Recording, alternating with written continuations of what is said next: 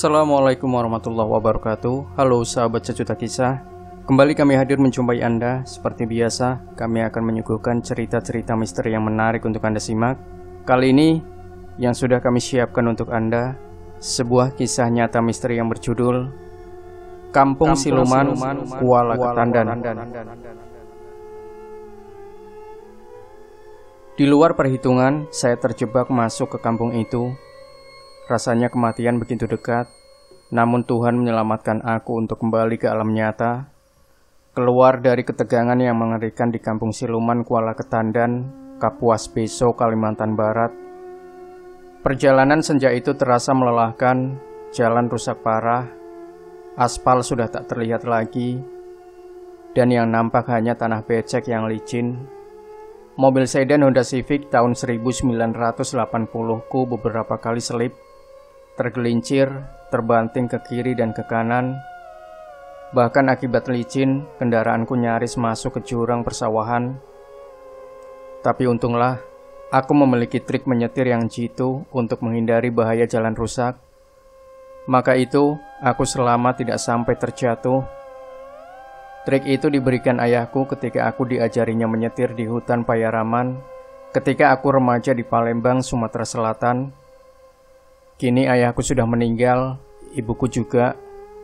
Aku anak tunggal, lalu menjadi hidup sebatang kara. Aku tumbuh bersama kakek dan nenekku.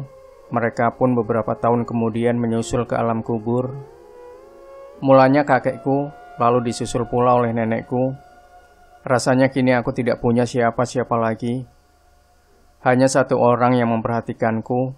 Ia adalah kekasihku, calon suamiku, Kang Marjan, seorang pengusaha importir sembako yang menguasai beberapa pasar di ibu kota. Dari dirinya aku belajar bekerja, berusaha dan dagang. Hasilnya alhamdulillah aku menjadi kerancingan dagang dan berhasil.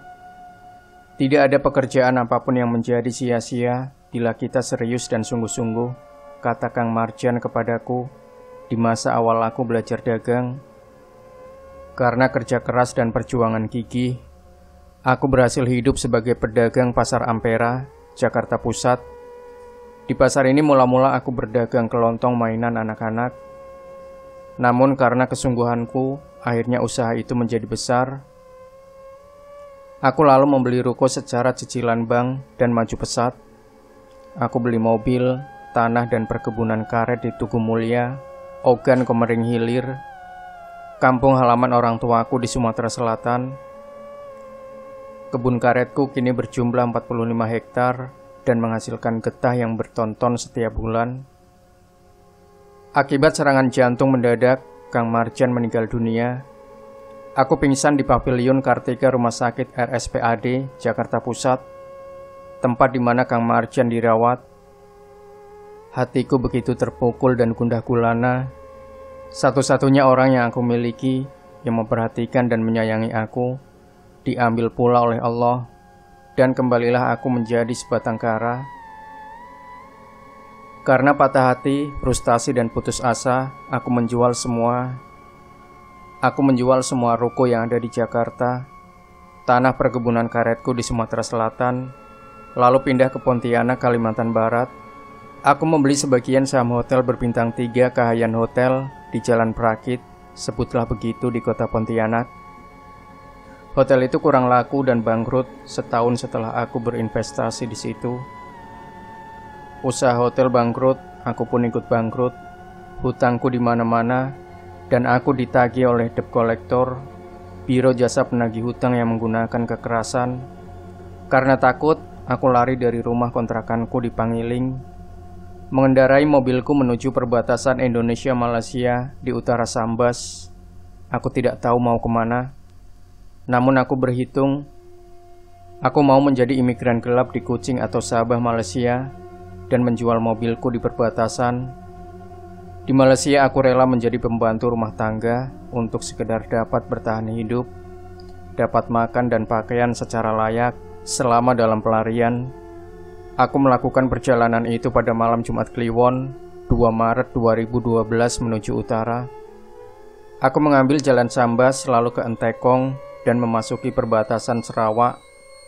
Mobil Honda Civic tuaku aku jual di perbatasan dengan Haji Karim, pemilik ratusan hektar perkebunan sawit di Kuala Tunggal. Mobil tuaku itu dihadiahkannya untuk pegawai teladannya, pemetik buah sawit yang berprestasi. Uang dari penjualan mobil bobrok itu aku gunakan untuk makan di Kuching, Sarawak, Malaysia, sebelum aku mendapatkan pekerjaan yang kucari.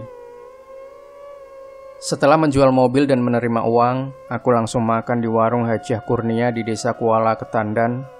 Seharusnya makan siang pukul 13.00, tapi aku makan siang sudah senja, pukul 16.00 waktu Indonesia Tengah. Karena terlalu lapar, perutku menjadi sakit, asam lambung naik, dan penyakit mah kronisku kumat lagi. Habis makan aku membeli obat mah di warung dan mengunyah obat itu 2 langsung tanpa air. Dusun Kuala Ketandan itu memang masih hutan. Penduduk masih sangat jarang, dan jarak antara satu rumah ke rumah lain sangatlah jauh.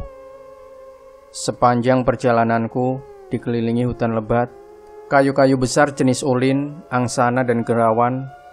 Karena telah berjalan kaki dengan membawa tas ransel berat, aku beristirahat di sebuah akar kayu, akar besar yang berbentuk seperti bangku. Untuk itu, aku memilih duduk dan bersantai di senja yang cerah itu. Namun sebelum tertidur karena mengantuk, aku dikejutkan oleh suara musik kerampak. Musik perkusi yang nyaring, ritmis, dinamis, dan enak aku dengar. Beberapa saat kemudian, aku melihat 100 wanita cantik berambut pirang memainkan musik itu.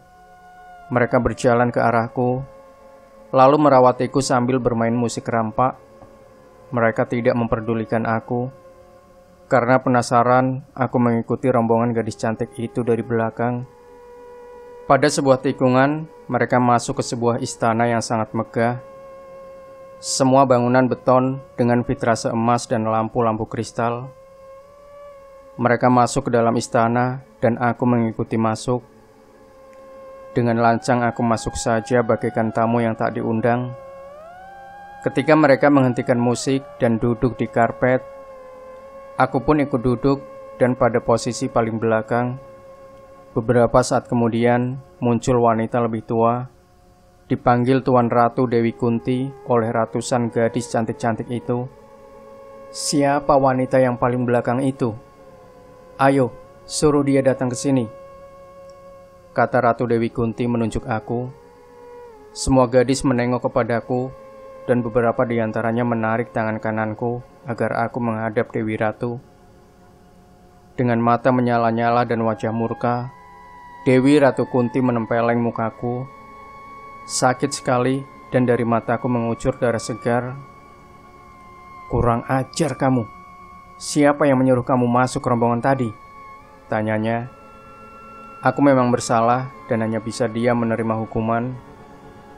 Kemudian Dewi Ratu Kunti memerintahkan aku dirantai, dipasung di belakang istana. Tubuhku diikat dan aku dipecut. Sakit dan sangat sakit sekali. Aku lalu berserah diri kepada Allah, berzikir, dan berdoa minta dilepaskan dari rantai besar itu. Alhamdulillah, keajaiban datang. Tiba-tiba rantai meleleh dan terputus.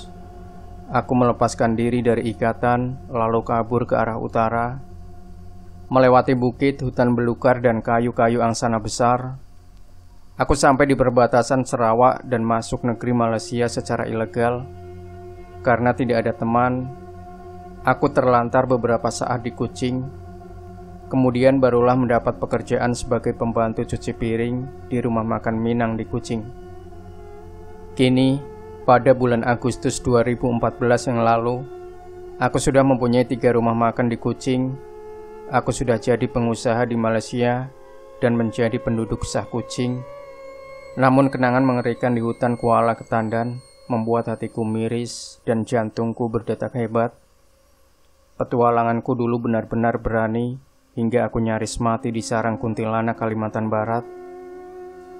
Arkian, hutan Kuala Ketandan dekat perbatasan itu adalah kampung siluman yang mengerikan. Kampung yang dihuni ratusan kuntilanak cantik yang selalu berinteraksi dengan manusia setempat. Sekarang aku takut bertualang lagi dan tak akan kembali ke kuala ketandan yang menyeramkan. Demikian sahabat sejuta kisah. Untuk Anda yang ingin berbagi pengalaman mistis Anda, silakan kirimkan cerita Anda untuk durasi bebas. Bisa di bawah 1 jam atau di atas 1 jam juga nggak masalah. Lalu kirimkan cerita Anda ke email yang sudah kami cantumkan di deskripsi.